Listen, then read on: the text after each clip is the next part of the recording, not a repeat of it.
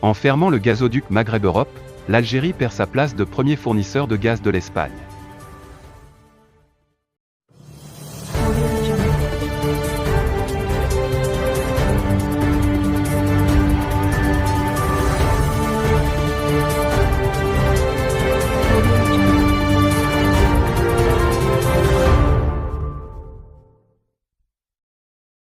Quatre mois après la décision du président algérien, Abdelmajid Tebboune, de ne pas renouveler l'accord du gazoduc Maghreb-Europe, qui passait par le Maroc, les livraisons manquantes n'ont pas pu être totalement assurées via Medgaz.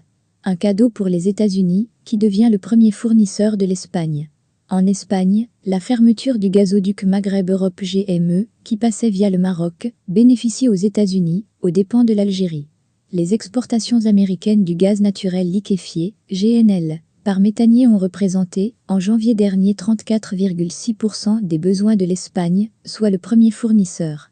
Un rang qui, avant le 31 octobre, était solidement occupé par l'Algérie, note un média économique à Madrid. Avant cette fermeture décidée par le président algérien, Abdelmajid Tebboune, motivé alors par l'attitude agressive du Royaume du Maroc envers l'Algérie, qui porte atteinte à l'unité nationale, les exportations des États-Unis vers l'Espagne n'étaient que de 16% en septembre 2021. En revanche, le volume de gaz en provenance de l'Algérie, essentiellement transféré par les gazoducs GME et Medgaz, avoisinait 46% du total des quantités acheminées vers l'Espagne, souligne la même source médiatique.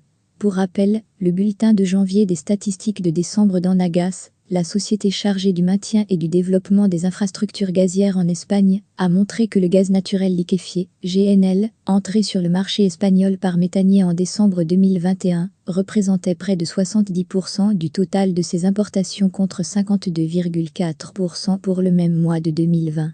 Quant au gaz transféré par pipeline, il a accusé une forte baisse, ne représentant que 31,2% contre 52,4% durant la même période en 2020.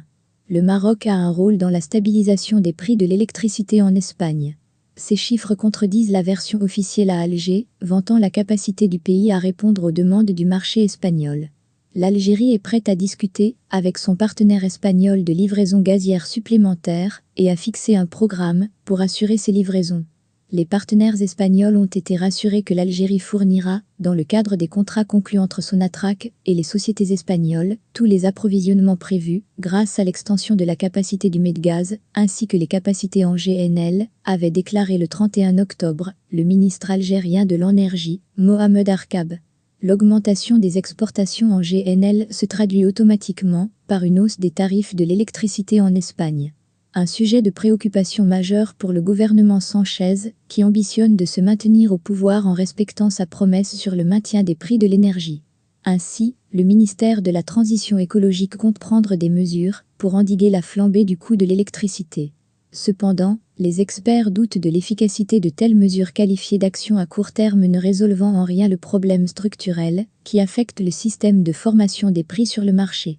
La stabilisation des prix sur le marché passe par la réalisation de la normalisation des relations de l'Union européenne avec des pays comme l'Algérie, le Maroc et la Russie, puisque le coût du gaz en dépend, affirment les analystes énergétiques Fermín Garballo et Mario Sáez. Une approche qui est, dans une certaine mesure, en phase avec les observations de l'European Council on Foreign Relations.